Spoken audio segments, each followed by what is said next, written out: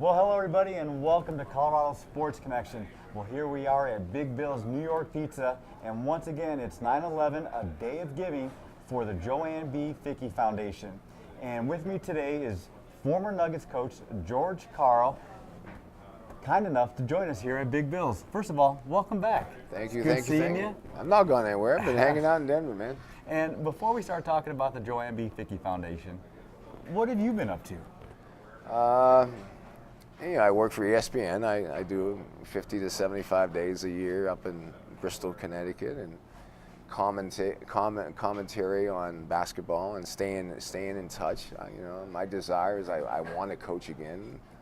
I think I will coach again someday, but right now I don't have that opportunity.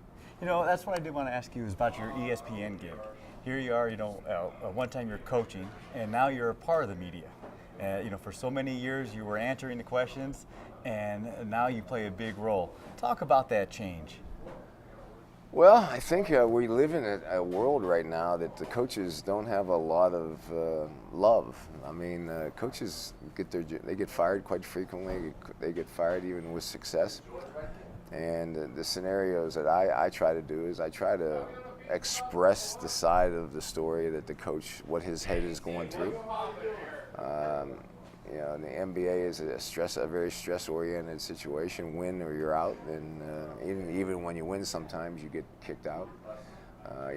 I won 57 games and got kicked out in a way. But it's a good forum for me. It allows me to express some of my opinions, and it also allows me to stay in front of the camera and stay in front of the people who might want to hire a coach someday.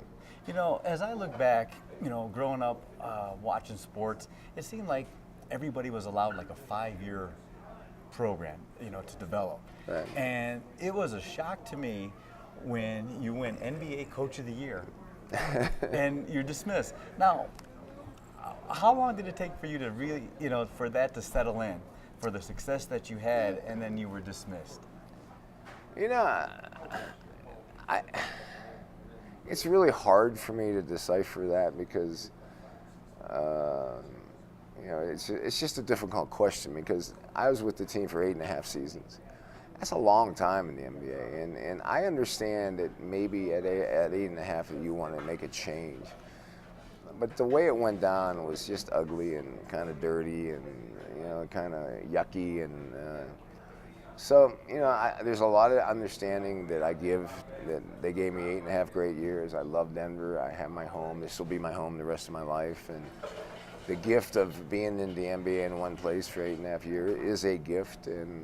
But at the time, it was the most comfortable and most committed and together basketball team, from players to coaches to commitment, that I ever been with. So I didn't really understand why they made that decision at that time. Losing in the first round is always the symbol that they put on it, and I just sometimes I thought they were somewhat disrespectful to the program that we had going, because I thought it was going in a great direction, and now they look like they're kind of floundering a little bit.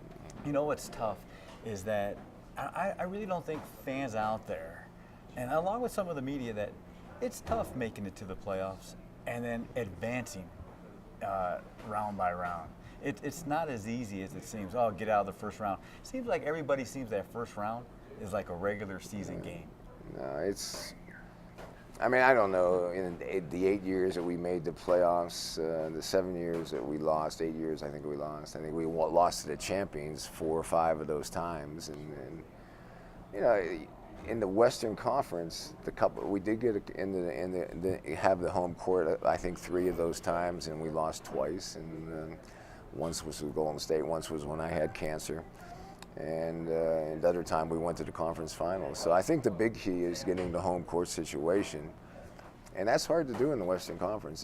Right now there's probably 5 to 6 teams in the Western Conference that I actually thought would be better than Miami last year. San Antonio won a championship, but I think Oklahoma City would have beaten them. I think Golden State would have beaten them. I think the Clippers would have beaten them. I think Houston would have beaten them. So there's a lot of really good teams in the Western Conference that I think right now. I think the Eastern Conference will come back in time, but the Western Conference is so dominant, and San Antonio is right now the class of the party, and I loved it. I thought they played great team basketball. I thought they played a lot like we did that last year. They didn't have a star. They had very little ego.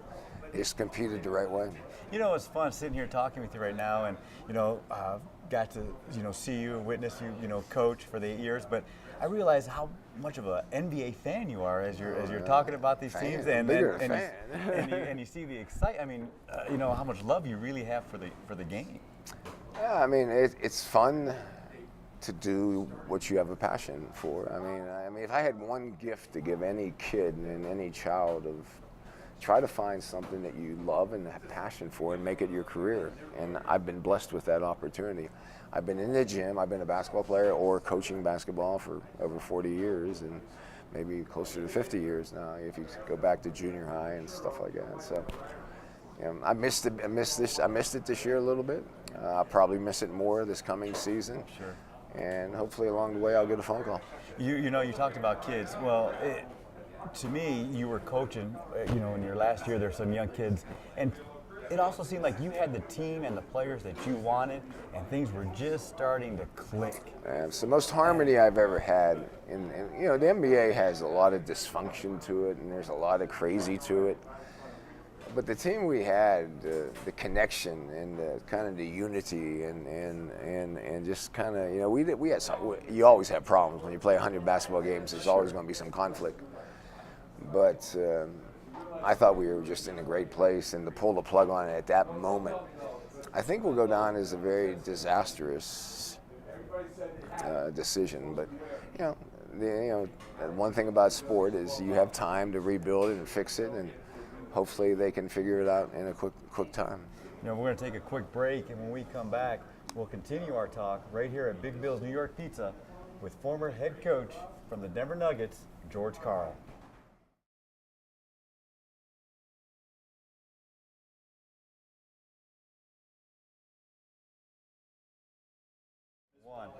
Welcome back to Colorado Sports Connection. We're here at Big Bill's New York Pizza for the 9/11 A Day of Giving Joanne B. Fickey Cancer Foundation. And we're talking with former head coach George Karl. Well, George, you've also had your battles with cancer, and you've also been a big supporter for Big Bill for the Joanne B. Fickey Cancer Foundation. Oh, this is Big Bill's day. I mean, what he's done here, he's turned 9/11 into a celebration for cancer patients and cancer families and cancer situations in his foundation. And in a lot of ways, it's a celebration of his wife and their life together. And I think Big Bill has had this idea, and it's floundered, it's grown and gotten better and flourished into an incredible day. And I recommend, everybody should come out to Big Bill's today and buy a pizza, eat a pizza, and he takes no profits. Every penny that he makes today, every check he gets today will go to his foundation. And cancer is touching almost every family now. I mean, cancer is, they say 1 in 4, 1 in 5 people, maybe even 1 in 3 people are going to have cancer by the time they leave. It doesn't mean they'll die from cancer, but they will be touched by cancer. And cancer has a tremendous effect upon everybody. Not only the person that's going through the treatment, is going through the journey, but the family, the friends, and then there's a financial situation that sometimes is a nightmare to many, many of those situations. So Big Bill has a great foundation. Come out today and help them out. What's amazing about the community and the support that they give Big Bill is last year they raised around $160,000, and within the last 2 years, approximately $250,000. With your battle and everything, and you've seen the community come out and be supportive, and it seems like you've also embraced the role of being an ambassador as well. Talk a little bit about that. Well, I think there's, our healthcare system is going through change. The Obamacare and after going through cancer care, there's ways I think we can make it better. And I don't think, I think we got to be a team to do it. The hospitals and the doctors and the patients and the foundations everybody, I think, sometimes has worked away from each other. And I think when we can unify our efforts together, I think we can serve our cancer patient in a lot better way. I have my thoughts. I think we should be more preventative oriented. I think we should be more nutrition oriented. And after our treatment, I think there's an awareness that there's a period of time of learning how to live with cancer or conquering cancer. And there's a period of depression. There's a period of a little bit of, losing your confidence, losing your direction a little bit. And there are great foundations that are into navigation for the patient. There's great foundations that take care of families at extremely high level. There's great foundations that are very nutrition oriented. And I think we all sometimes need, we work in our own little worlds instead of coming together. And I think we can find a cure. And I also think we can find better treatments. We're doing a great job in research, but I think the government needs to kind of come together and help us a little bit too. It kind of bothers me that we spend more money on Afghanistan than we do on cancer care. And there's a lot of other situations I could bring up that it seems like we don't have an intelligent direction on sometimes how we spend our money in our government. I think that's very frustrating to everybody. I knew I was coming here, and I had the opportunity to talk with you, but I saw an interview with former Major Leaguer Curt Schilling, Right. and and he was talking about his battle that he had, and he was saying that one of the things that kept him going was his family. That he was in pain every day for 4 months, and he just wanted to give up, but he would see the picture of his wife and kid. Talk about the support that you got from the friends and family, and how that encouraged you to keep fighting. People come up to me all the time and say, "Hey, I was praying for you, and I was with you in your cancer journey." And the only thing I can say to them is I felt them. I felt the spirit of people thinking about what was going on in my life, and whatever it was, that was prayer or meditation or a letter or signing a card or just being, meditatively with me in the journey. There are a lot of days that you're hitting bottom, and you need a pick-me-up. You need someone other than yourself. And I was always amazed how I got it. Sometimes I got it through the basketball world. Sometimes I got it through my daughter. Sometimes I got it through my grandchildren. Sometimes I got it. But it seemed like when I was going the wrong way, there was a special moment there that kept me fighting, kept me in the journey. And I really believe that the patient needs needs that, I call it cancer angel a little bit, that kind of pushes you or holds your hand when you need it, but also kicks you in the butt when you need it too. And my family and Kim were there for me at a high level. My children, older children were there with me a lot of the time. My son actually was in Denver at that time, so there was. And it's not an easy thing. I mean, it's not easy to see, your father or your spouse lose 50 pounds and look like, I looked at myself in the mirror some days and I looked like I was dying. I looked like I looked like hell, And, Sure. And the thing comes down to is the spirit of staying in the fight, the spirit of being energized. And then there's that day where you kind of think you can get through it, you can make it, and then you fight, fight for yourself a little bit better. But there are a lot of days you need help. And what people coming up to you, you mentioned they do come up to you and say they were praying for you. What about people that had the battle of their own with cancer, children and adults? My son had thyroid cancer, and unfortunately, again, I've had cancers that are fairly good stats say that I'll be okay if I go through the treatment and I fight hard. I can live a long life. It's the ones that get the death sentence, the ones that get that cancer that doctors don't have a good feel for, and that one's incredibly difficult. And then of course the ones that die, and then the family's got to reconstruct their direction. But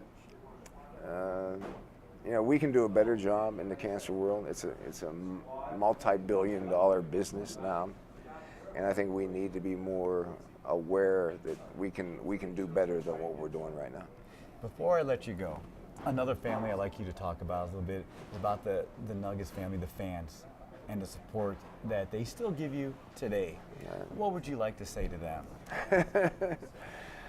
I love Denver, and I felt very much the street.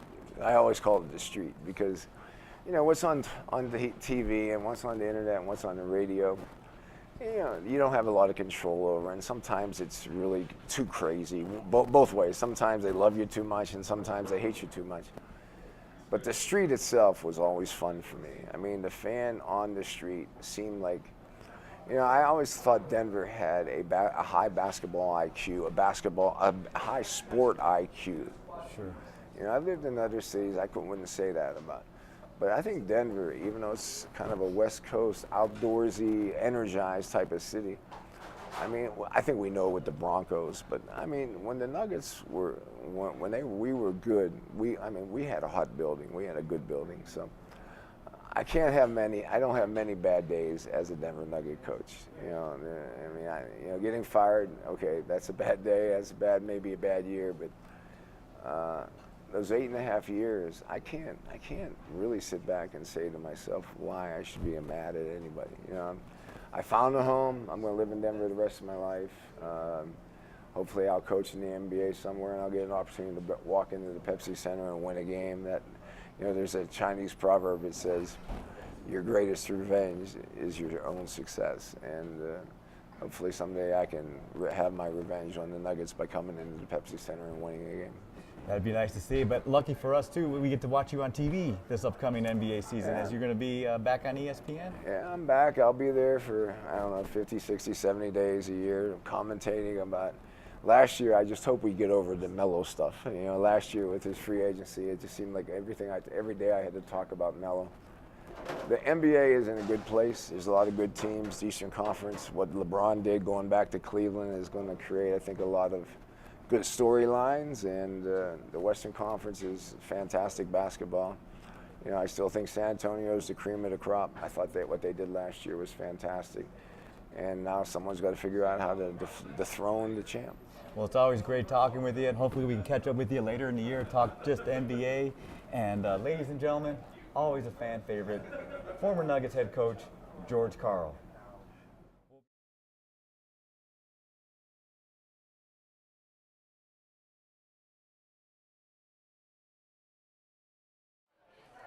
Hi, my name is Annie Parker, and I've been an employee of Big Bill since 2002. So the 9/11 Day of Giving started back in 2001 after the tragedy on 9/11, and that first one was so emotional with lots of people coming in. We were playing the New York, New York song by Frank Sinatra, and it was just such a great day. And then Bill decided to keep it going, and eventually he formed this charity for my aunt, the Joanne B. Fickey Cancer Foundation. And to see how it's still going, and 13 years later, people are still coming and involved, and really taking part is great. And we have a lot of great days here at Big Bills, but this is definitely the best, just to see how generous people are, including the employees, the vendors, all the volunteers, and especially the customers. We're with the owner of Big Bill's New York Pizza, Bill Fickey. A day of giving, 9/11, another one in the books. Thank God. But Daryl, I say this every year, but nobody can understand the high you have from doing what we do today and helping so many people. And the fact that we have a chance to honor all those men and women that died in the towers, on the planes, in the Pentagon, and we do it by helping other people. And it's amazing. I'm sitting here talking with people as well. They have this on their calendar. This is now an annual event for them, and they love coming out, participating in a day of giving. Your thoughts on that? I noticed it a little bit last year, but this year I really noticed. There was so many people said, now 9/11, right? 9/11, right? And it's on their like you said, it's on their calendar, and they prepare to come. And the fact, everybody says, well, Big Bill, you this or Big Bill, but you know what? The generosity of the people that show up here is amazing. It's just amazing. And you're talking about generosity, your volunteers and your staff, they've been absolutely incredible since this morning. But you know what? The volunteers, absolutely no different about it. My staff is terrific. But remember, it takes us 5 weeks to prepare for this. So these guys have been working hard for 5 weeks. And then especially in the last 2 weeks where they've really been working long, putting long hours in. And the fruits of their effort is showed by what happened tonight and how smooth everything ran. And how much do you think people love knowing the fact that the money you raise stays right here in Colorado and goes to the cancer organizations in this state? You know what? I really think that's one of the main things. I think there's two things that attract people to our Day of Giving. One is every single penny goes to the Joanne B. Fickey Cancer Foundation. And two, the fact that they get a chance to help and honor people. I think both those things get our people to really come in their pockets and donate as much as they do. And also, I should say really three, you're right, the third part, the fact that every penny stays in Colorado. And when you see your good friend, former Nuggets coach George Karl walk in here, good health, good spirits, what goes through your mind? The first thing that goes through my mind is I'm glad he's healthy and doing well. The second thing is there's no better person than George to be here on a day like today who fought that battle with cancer and won. And I'm so happy for him. And he's I've been with George at other Cancer Foundation dinners, and George's a very generous person. And it affects him personally now, so he's even more that way. And what about the organization that you help when they come back and they let you know about the people that they've been able to reach through your generosity? I wish we could get that on film. I wish we could get some of the people to come in and do those interviews, because really when you give the money but you're not sure how great it helped or this and that. And one of the big things like our research grants that we gave. I mean, we know it's not a huge amount of money that to help, but one of the guys came to me this year and said, "Bill, because of what you gave last year, the doctor who got the grant, he got $1.8 million this year." Wow! And it's just say, "Wow," wow. And before I let you go, I know I've said this in the past, and I know you've always steered me into a different direction. It's not Big Bill that's raising this money; it's the community right here in Colorado. What would you like to say to them for all the money they help you raise? I'll say this to everybody that comes in here and everybody that helps us. God bless you. You're the most generous people I've ever seen in my life. And all I do is open the door. What we do is really what you do. And helping people, you're the ones helping people. And just thank you from the bottom of my heart. And I know if my wife was alive here, she would tell you the same thing. And we'll end it on that beautiful note. We hope you enjoyed this episode, and we hope that you enjoyed seeing this man with the big heart, Bill Fickey, owner of Big Bill's New York Pizza. We'll see you next week right here on Colorado Sports Connection.